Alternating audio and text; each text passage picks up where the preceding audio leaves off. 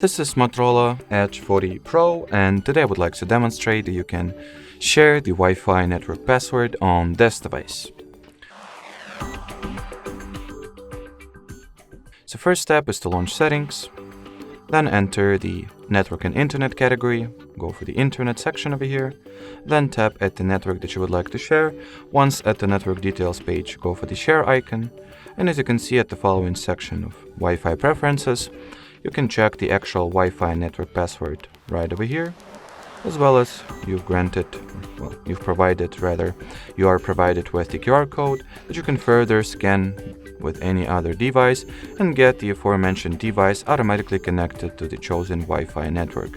Alrighty, so that would be it for this video. Thanks for watching and bye bye.